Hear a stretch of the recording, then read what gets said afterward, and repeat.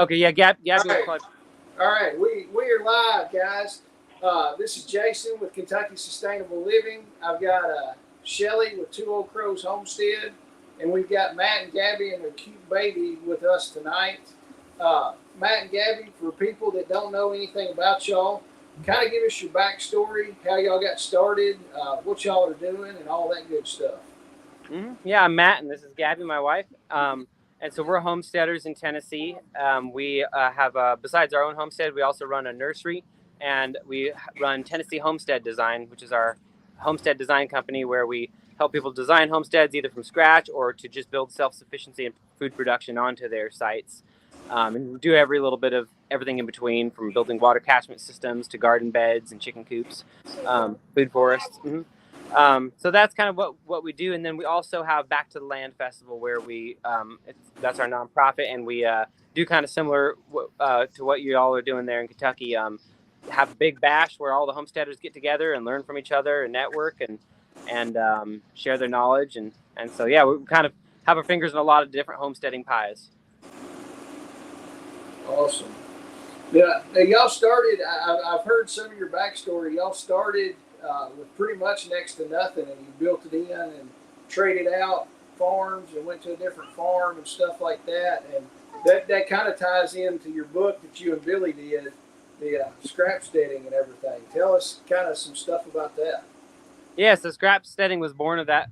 It was last year. Billy and I were kind of chatting about how we both started our homesteads on absolutely nothing, just in a stage of our lives where we were either starting families or getting ready to start families and had very little capital available. And in this age of kind of Instagram, Pinterest homesteads, where we wanted to talk about this to everyone who's out there who's thinking they want a homestead and really wanting to pursue self-sufficiency and become more independent and healthier, but think that they don't have the means to do so. We wanted to show our stories and then kind of lay out how we went about it, but also how other people might go about it. And so we wrote Scrap Steading, showing how people can access land for very little or no money, how they can build out their infrastructure, how they can feed their animals for free, how they can design their systems and their gardens and orchards and food forests, and do it all either free or very affordably. That was just our passion, because we both came from that background, and we think it's so crucial right now. There's so many people who really, we all need to be moving towards self-sufficiency, but many people just have this block where they think they don't have the means, and we wanted to show really absolutely any person, whether their starting point is they have a house or they're renting or they're homeless under a bridge, there is a way to start homesteading. And so, as you mentioned, the way I started out, and we started out, was our first homestead was a single wide former drug house. It was a single wide trailer on an acre, covered in trash, syringes, garbage bags, a horror show.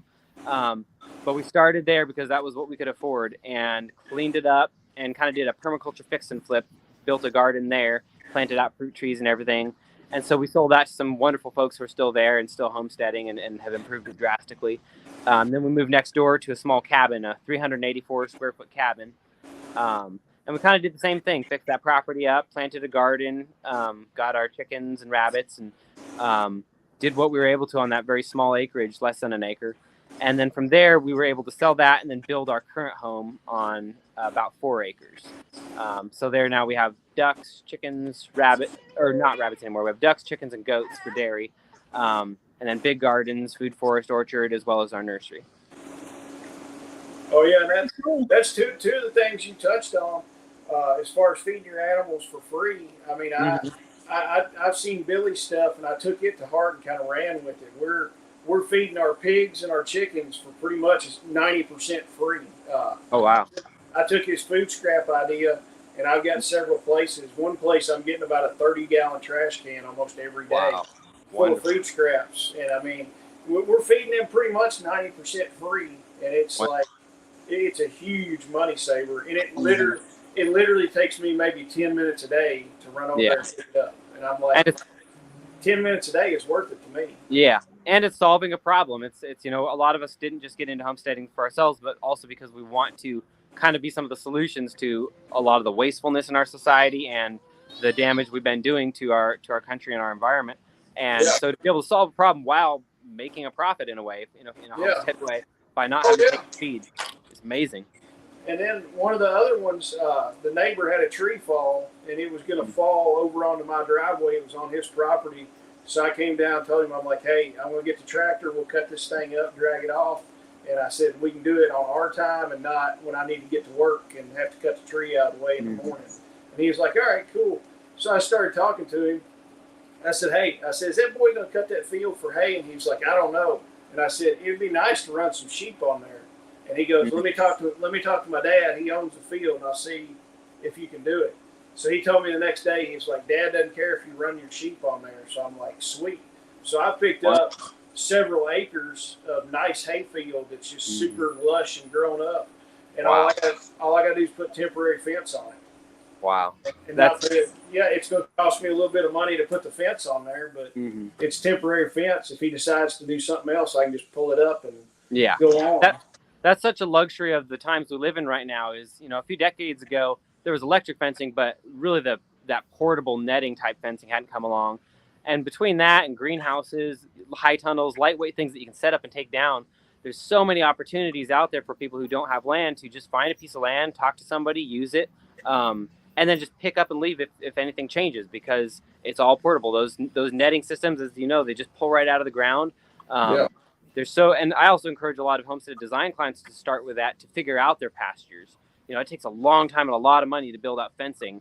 I just helped with a project, and I think it was about $65,000 for their fencing project. It's a huge investment. And so you really often need to stagger those costs over years or even decades. So that fencing really allows you to do that even if you're on your own land. Yeah.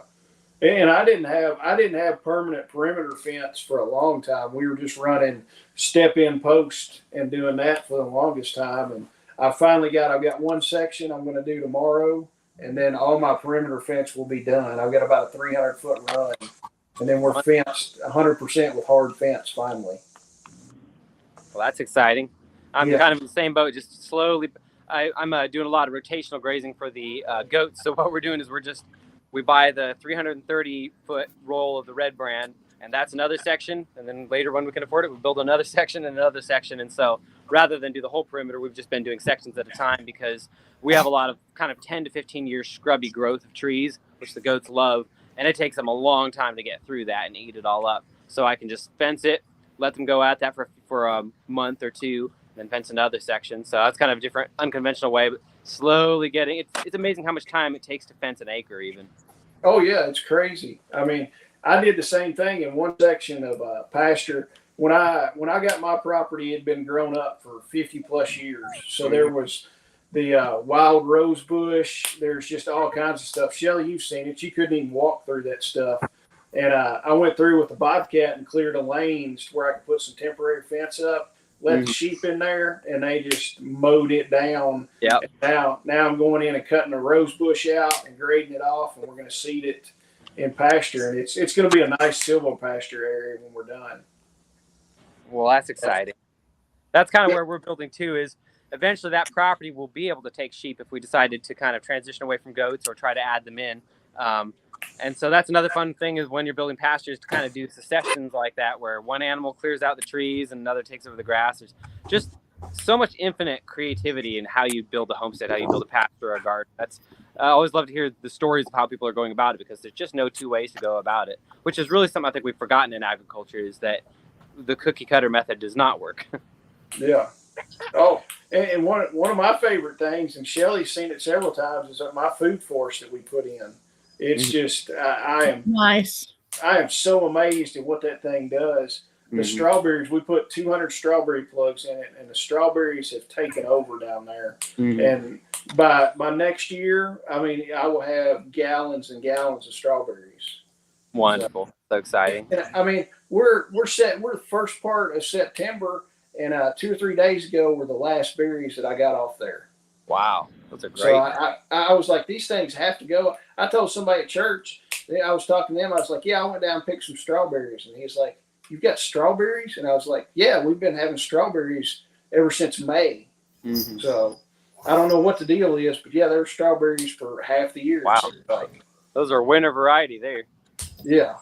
We're gonna extend the food forest and probably make it twice the size of what it is now. So we'll probably have put another 200 plugs in there and a bunch more fruit trees. Wonderful. Speaking of food forest, Matt, why don't you tell everybody what you're going to be talking about at the festival?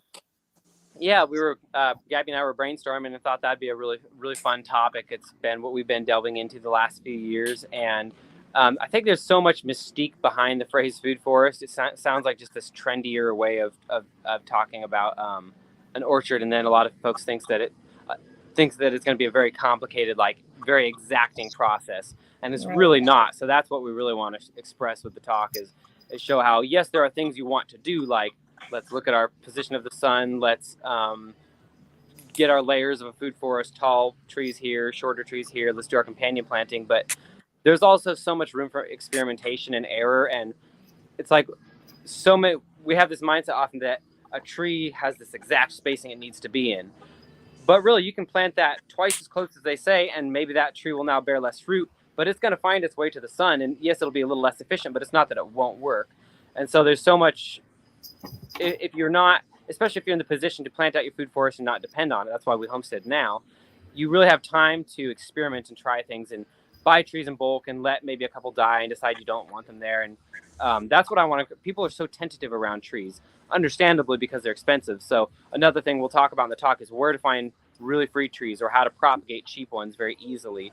And how to start your food forest without pouring in a bunch of money initially so that you can afford to experiment and try things and be a little more free-handed with it. Yeah.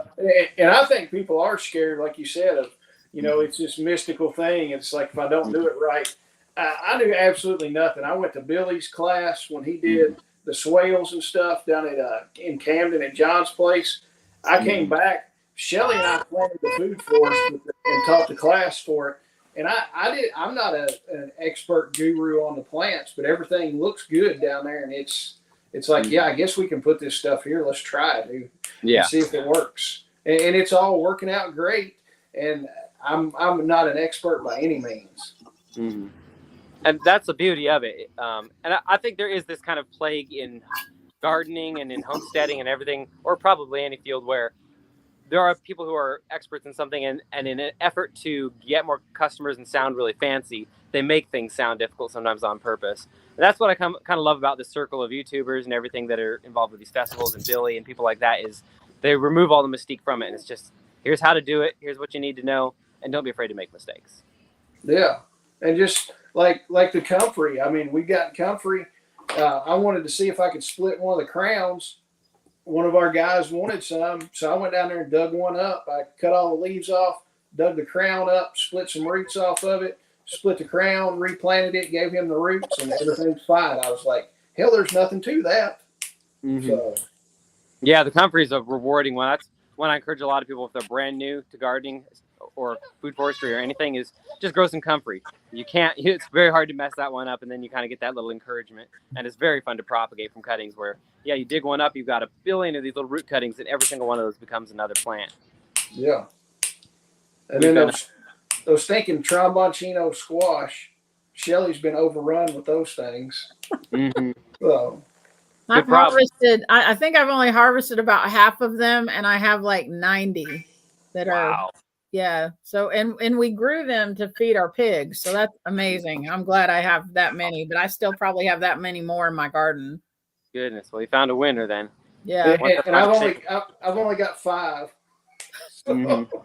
And that's just funny how it works. Your neighbor will have the best tomato year they've ever had, and you'll get 2, or vice versa. It's just so unpredictable. It's a good call for diversity on the farm. You just never know what's going to do well that year.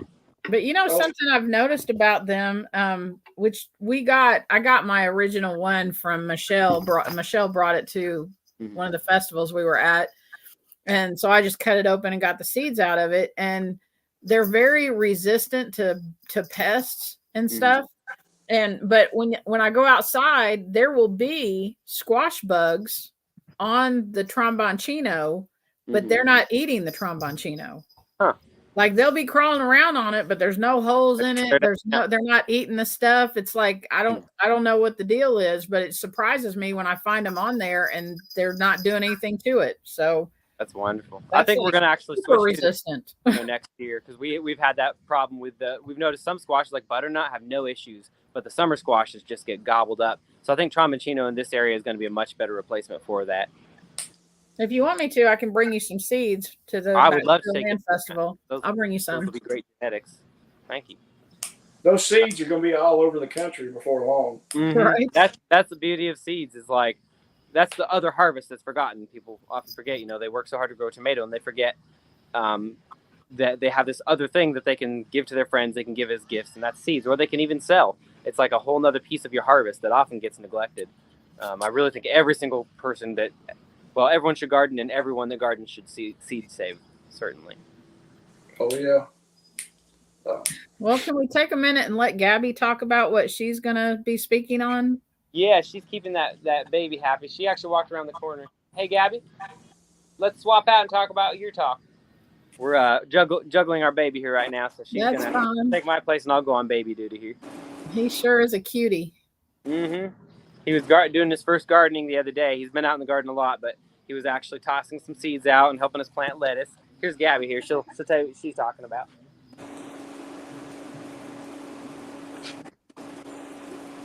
Sorry about that. We're fine. Life's a little chaotic with a little one. So I'm just talking about what I plan to speak about at the festival. All right. Yeah. So Tell us whatever you want to. Yeah. So actually, my background and what I've been doing is I actually, on top of all the other things that we do, I have a marketing agency, and so I help a lot of small businesses in my area get more customers and help them kind of improve their web presence and their social presence and all of those things that go into that. And so what's been cool is I actually left the corporate world right before I found out I was pregnant with Levi.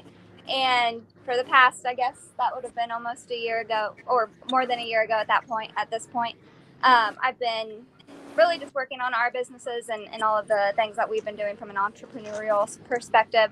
And what we've been really focusing on is coming up with homestead products. And I'm really excited because that's what we're going to talk about. Is I'm going to kind of go through our journey of all the different products we've tested. We've tested a lot of products, and kind of just the thought process behind what makes a good homestead product. We've had a lot of duds and a lot that were really good products, but that just didn't make sense for our homestead. So I'll just be talking about the development process and what really makes a good homestead product, and one that's kind of sustainable for you and sustainable for your homestead. Because I think a lot of people do want to not just homestead, just homestead for the lifestyle, I guess. They want to do it for a living, and that's kind of they want to thrive. Yeah, and that's kind of what went into Matt's his YouTube channel was Sovereign Village Project, and we later realized communities, you need community, and it's not really a sovereign venture. And so then we started thinking about homestead for a living, because that's what we want to do, and we know that that's what a lot of people want to do as well. And it has been fairly possible in our case, and we just want to kind of share everything we've learned. Awesome. That sounds great. I'm super excited about the book. I can't wait to read it. Yeah, it's really good. Matt did a great job, and Billy did a great job, and I think there's a lot of good stuff in there. I've read it probably 20 times in the editing and formatting and all that process. So right, all the stuff. Back of my head at this point. Well, there's so many things depending on what you're doing in your homestead that you can make, and sell. I mean, there's tons of stuff that I can think off the bat. I mean, and there's people always asking about honey. I mean, that's one of the big things I hear people talking about all the time. So, and it's kind of, I think some people get stuck in that rut a lot of times. Like, if I'm going to homestead, I'm just going to have to sell vegetables and fruit and meat, and it's. People think, oh, well, yeah, that's all I've got to sell. But I mean, like Shelly does soap, and I mean, she's doing real well with the soap stuff. And I mean, that's some stuff. What are some of the off the wall stuff that you've seen that people could sell,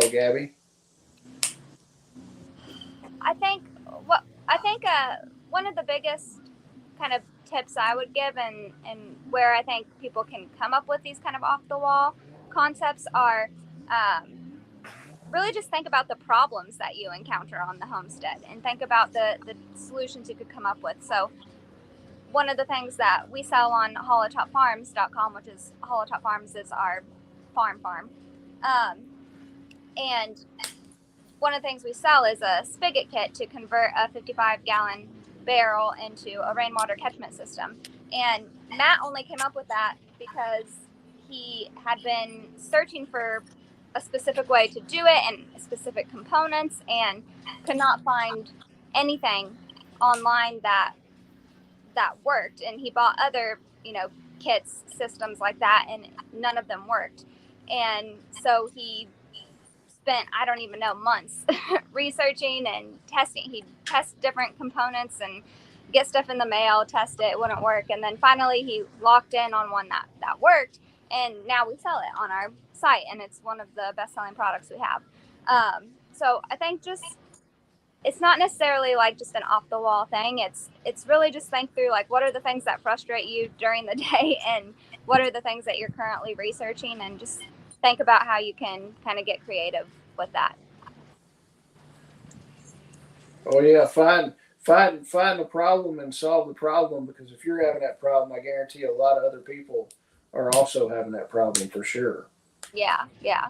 And I've seen people like selling like sourdough starters and all sorts of things like that are really cool and like very easy too. I think a big thing I'll be talking about is just the ease and also the time, because obviously we want to be homesteading most of our time. So like what are products you can create that won't be taking up all of your time to create them or to package them or to do all the other parts of the business that are beyond just creating the product, but actually shipping it out and doing customer service and all that sort of stuff. So taking in the time factor into account as well.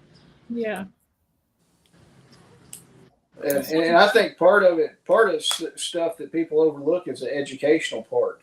If you're well versed in something, you can teach and make money on teaching people how to do stuff. I mean, butchery, any kind of stuff like that. There's a lot of stuff, a lot of avenues you can go down that way also. Yeah, absolutely. I mean, Shelly's already made $2 million this year from soap. Yeah, I wish. Soap queen. Yeah, or is it 3 million? I wouldn't be rolling into work every day if that were the case. How many bars of soap would you have to sell to gross $1 million or net $1 million? It's a lot. I would have to process a bunch of hogs. You'd just be getting lard from everybody, wouldn't you? Yeah, probably. I'd be saying, next time you butcher something, can I have the fat? Matt and Gabby, why don't you take a minute and tell us about your festival that's coming up? Absolutely. Gabby's still wrangling a baby, so I'll go ahead and fill y'all in. It's September 22nd through 24th. It's in Hickman County, Tennessee, in Centerville. We have the Ag Pavilion, much like y'all are using. And so we're bringing in a host of speakers and demonstrators on every topic, from how to build a full budget solar system to how we're going to do duck processing this year. We've got small engine repair. We've got just all the gamut of composting and just kind of a little bit of everything. Yeah, food preservation. So just like the last 2 years, we're really trying to bring in the things that we want to learn that people who are new homesteaders and experienced homesteaders will find valuable. And then, as we do every year, we have a farm-to-table potluck with live music the Friday night. So it's really more of a focus on connecting with other homesteaders. Mm-hmm. And then Saturday is kind of our intensive with a lot of workshops. And then Sunday, we do a community service project where we plant a community garden. And I'm really excited about the one we're doing this year because it's an educational community garden for a school group. So I'm really excited to create a space where lots and lots of kids are going to learn gardening and hopefully pick up a passion for that. We'll have a Sunday morning worship service. And also one thing we'll be focusing on is, besides education, it is connection. And so we have a bunch of the local Homesteader Alliance type groups that are all over Tennessee. They're going to have a booth and be represented. So that way people who come to the festival aren't just leaving and not knowing where to go from there. They actually can leave the festival and know where to go to connect with their other homesteaders and to get partners in homesteading and to build community. So yeah, we're very excited for it this year, and Gabby's got the website all set up at backtothelandfestival.com. And there's if you are on a little bit of a budget, you can volunteer, and we're trying to make so folks can volunteer for a few hours and then go still experience the rest of the festival. So that way, just nobody can't access it. I know. Even if you're not in Tennessee, it's a great festival to go to because I'm going this year, and I've been the last 2 years that Matt and Gabby have had it. And the very first year that we were there, we met people from Kentucky. So it's, really the whole country. A lot of amazing people. They come from all over the place. You'll make connections, and it's just a really great time. I highly encourage you all to go. Well, thank you. And likewise, I'm very excited to see yours up there and to be a part of this first one. Yeah, it's going to be exciting. So the details about our festival are you can find the details on KentuckySustainableLiving.com. The festival is going to be October 28th and 29th at the WKU Ag Expo Center in Bowling Green, Kentucky. The event is free. We do have some pay classes that you can attend on Friday, but the event itself with all of the speaker lineup is free for Saturday and Sunday. Our big thing that we're super excited about this year is the dinner that's on Saturday night. So the dinner is a fundraiser. You do have to pay for tickets to the dinner, and you can find information on that on KentuckySustainableLiving.com. But all the proceeds from that dinner go to support Vets for Child Rescue. And it costs roughly about $10,000 to do an operation, like a sting operation, where they go in and rescue children or catch pedophiles or something like that. And so our goal is to raise $10,000 for them to be able to do one of those operations. I know that Billy from Permapasture Farm and we've got a huge lineup. We've got Billy from Permapasture. We've got Darren from Hacks for the Homesteader. We've got Matt and Gabby. They're going to be there. We've got Aaron. Chuck Peoples will be there. Chuck Peoples. Tag. Yeah, start naming them because I'm drawing a blank. Tag will be there. Bobby Spags will be there. Aaron T. Scott. Grumpy Acres. Grumpy will be there.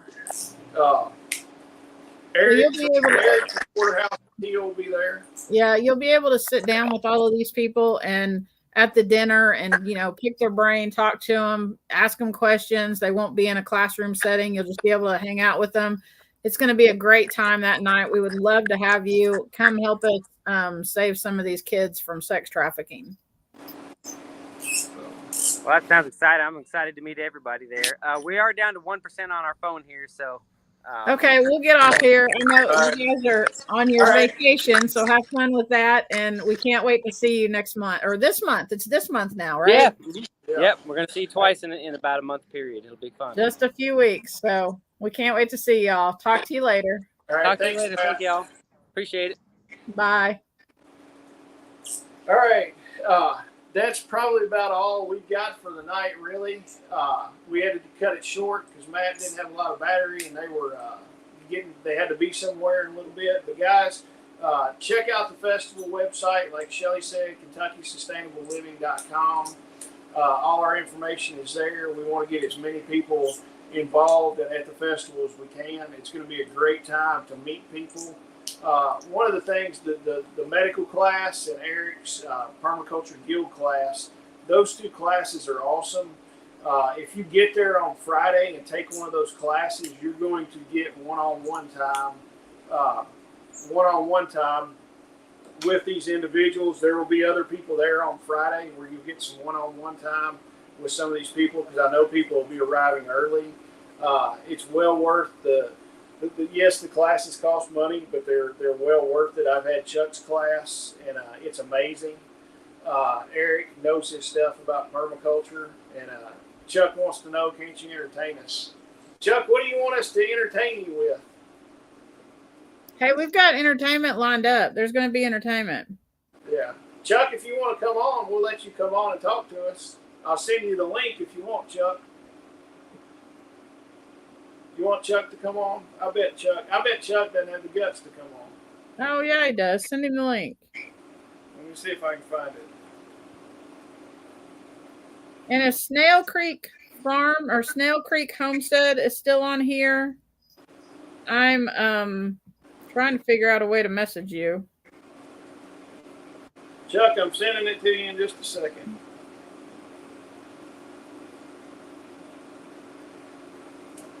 Snail Creek, did you sign up for the guild class? Because if you did, that means I have your information. Well, if you're going to be at the festival, I can bring you some seeds to the festival. Does that work for you? Chuck, your invite is sent. Yeah, Snail Creek said that they did sign. Can't wait for it. Oh, that's Mike. Right. I didn't realize that was Mike. Yes, I will have seeds for you. Sorry, dude. Even now that I'm looking at the picture, it looks like Mike.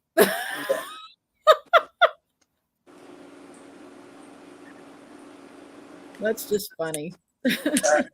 I'll bring you some seeds. Maybe I'll have a few seeds too. I am. I'm super jealous that you've gotten some in it. I've got like 5 down there. So. Well, you've gotten a bazillion strawberries, and every one of mine have died. Every plant that I've planted has died, and I know I've planted 100 of them. Down there, I mean, it is ridiculous the way those strawberries have gone. By this time next year, it will be a strawberry forest and nothing else, probably. Well, I'll come down there and pick strawberries next year. Oh, that's fine. Hopefully my blueberries will do better. I didn't get probably 2 handfuls of blueberries. My blueberries are starting to grow. Right. Off grid with Sugar Creek Homestead. Hey, how are you doing? We're waiting for Chuck Peoples to get on here with Homestead Medical. Chuck will talk to us here in a minute if Chuck can figure out technology. Yeah, Hippocrates Garden. If you could bring seeds and sell them, that'd be awesome. Hey, Chuck. What's going up, on? Chuck? Throw some of your magical medical stuff with us. What do you want to know? I don't know. Well, we are, if you take the class Friday, we're going to cover kind of a plethora of medical topics, but a lot of it is going to be that is stuff that you could do at home and with stuff that you already have at home. But all of this stuff is very important. And then we're going to talk about some things that some herbal medicines and stuff like that. That you can also, that's probably for some plants that you already have growing or you don't realize is growing on your property.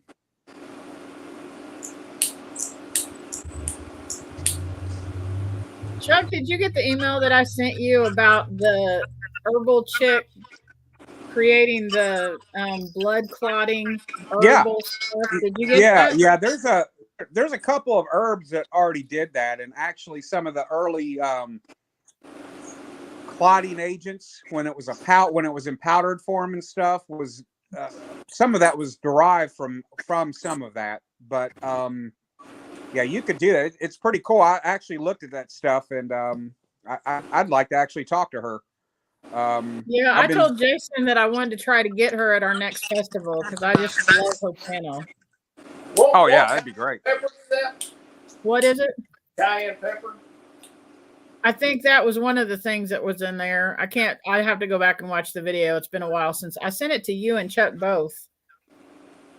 But yeah, I think it had yarrow is one for stopping bleeding. Yeah, I think it had yarrow in it too.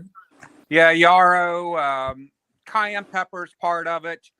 What they use now is it's a synthetic that is from seashell crustaceans. And early on, the reason the powder and the early generations of the quick clot stuff, when it was in a powder form, it was causing it's an exothermic reaction that it has with the blood. Problem was it was heating up too much, and some of that was actually the cayenne pepper derivatives that was in there.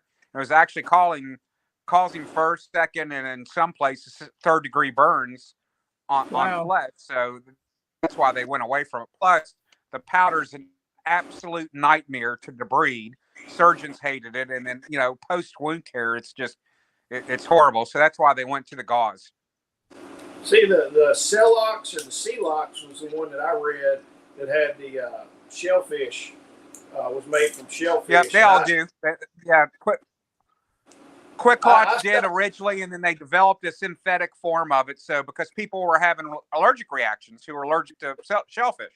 That's what I was getting at. My youngest one has a shellfish allergy, and I made sure that everybody knew not to use that. If we had to use it on him, not to use it, because then you're dealing with traumatic bleeding and anaphylactic shock, and it's just like, yep. Well, that's a double whammy. Which is bad because your body's already in shock from blood loss, and then when you add a secondary shock on of anaphylaxis, that's a good ingredient for death. Yeah. Mike was asking, doesn't wheat flour work also? I don't know a whole lot about wheat flour. I mean, I've heard it does. I haven't read up or studied on that a lot. I think what it does, the little bit I know, is it just causes the blood to kind of clump up, and then it puts pressure on it. But I'm not sure, like on a larger arterial wound, if that would work. I'm just going to pull a bullet out and pour the gunpowder. Just do that. Light it. Yeah, light it. Like well, Rambo. I'm actually in the class on Friday.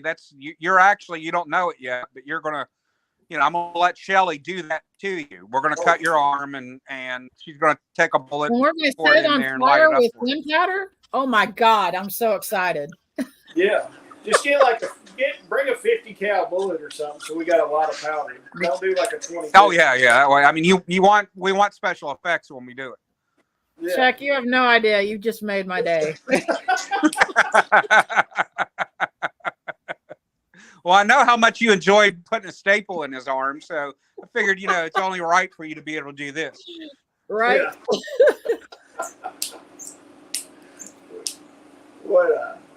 Yeah. A portable map gas torch. That cauterize it quick. Very quickly. It's funny. Years ago, I don't know if you know who Dave Canterbury is. Yeah. So when he was on television, when he was on shooting the Discovery Channel, they were in, I don't remember, Africa or something, and me and a friend of mine, we knew him. I'd actually taught at his gathering years ago, so he knew we were paramedics. So he calls us up and tells us, "Hey, we're getting ready to do this. I'm actually going to cut my arm with a knife, and then I'm going to heat it up. And we're going to cauterize it." He said, "How smart do you think that is?" I said, "That's the dumbest thing I've ever heard. You're in the middle of a jungle. Do you know how quickly that's going to get infected?" He goes, "Well, we got medics here." And I said, "Are they medics with you all? Did they travel there with you, or are they local medics?" He said, "Well, they're local medics." And I went, "Dave, I mean, I don't know. I mean, you just better make sure that you go see a doctor afterwards and everything." And Darren, the other buddy of mine that was with me, he's a paramedic also. So we told him, we said, "Well, I mean, yeah, just make sure it's hot enough and it really cauterizes it good." So we find out later on, you see it on this one episode. Cody's telling him this is a stupid thing. Of course, all that's kind of scripted, but they ended up, he had to do it twice because there was something with the first take that was screwed up. So he had to open that cut back up, heat it up, and then cauterize it again. Hey. But we'll talk about some of that cauterization and things like that you could do. You could actually buy little battery-powered pins for like smaller wounds that are deep in, like a venous bleed or something.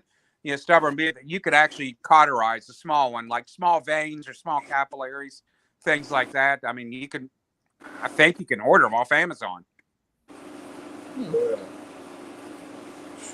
I'll look into that.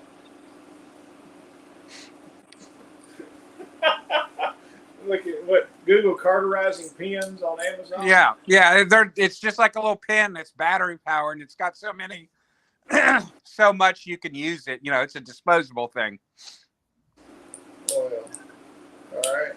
I'm But looking yeah, it up everybody right that now. comes to the class that are actually going to go home with something that I'm going to it's going to be debuted there at the festival.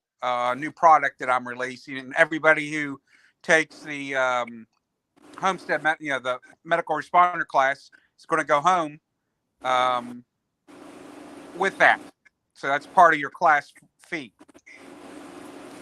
And we've also got on Sunday, you're doing a Stop the Bleed class. Yep, which is I'm going to be do. on Sunday. It's Stop the Bleed, but it's actually beyond what is in the Stop the Bleed curriculum. We're going to do tourniquets, of course, wound packing, pressure dressings, and nasopharyngeal airways. And then we'll talk about eye injuries and a little bit of shock treatment, things like that. So basically everything that you would have in the March algorithm, chest seals, that type of thing. We're going to do all that, but everybody that takes that class is going to go home with a new Cat Gen 7 tourniquet in the package. You're not going to use it in class. When you leave class, it's brand new, but it's coming out of the package before you leave my class, because I'm not letting anybody leave with a tourniquet still in the package and not staged and ready. Exactly. I took the tourniquet out of my pocket a minute ago. When I got off work today, I came in and was lopping trees and using the chainsaw on the tractor. And as soon as I got in here, it's sitting here on the desk by the chainsaw, and I grabbed it and stuck it in there.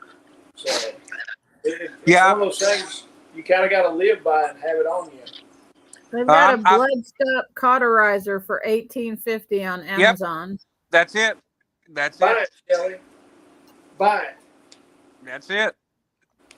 Yeah, we're gonna go over all the trauma stuff on Sunday, but Friday the all day class we're gonna do medical trauma, real extensive wound care stuff, long term care, and then we're also at the end of the class we're gonna actually discuss the equipment you really need. If you want a good, well stocked medical kit that'll kind of encompass everything for your home to be prepared, for disasters or whatever happens, zombies attack, whatever you want to prep for and be ready for. We're going to talk about that and equipment you need and equipment you don't need, and how to acquire it. Whether it's by me, but and some steps you could do gradually to get all that. Because it is a big expense. You try to get all that at once, it's a lot of money you have to put up front, and medical equipment is not cheap. But the first step is the training, because you can buy all that equipment you want, but if you don't know how to use it, it's useless. Right. Yep. Absolutely right. Oh yeah. And you're gonna have most of that stuff available in your booth, right, Chuck? Yep. I'm gonna have it in my booth, and I'm actually doing some collaborations with one of the other vendors that's going to be there, Combat Art Training. And we're going to have a couple of special things that's going to be debuted there at the festival that people can buy. Basically, some kits or bags from him, and I'm going to have the equipment that you can fill into it. It'll be kind of a combo deal that if you buy one, buy the other, you get a discount from both of us. That's awesome. That sounds like an awesome deal.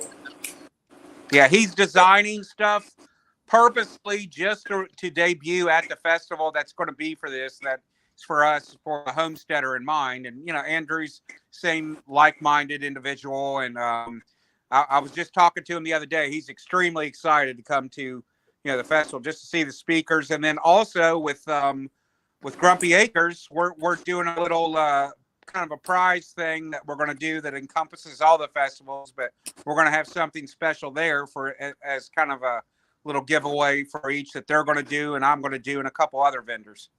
Awesome. That sounds great.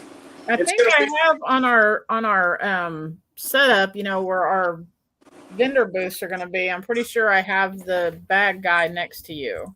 Yeah, and that's one reason we wanted to do that, because that way you can go from one booth to the other and you can get everything and walk out with a very extensive medical kit and an awesome piece of gear to carry it in. Wonderful. Yeah, I've been watching a bunch of Andrew's videos and looking at his gear. He does. He's got some nice looking stuff.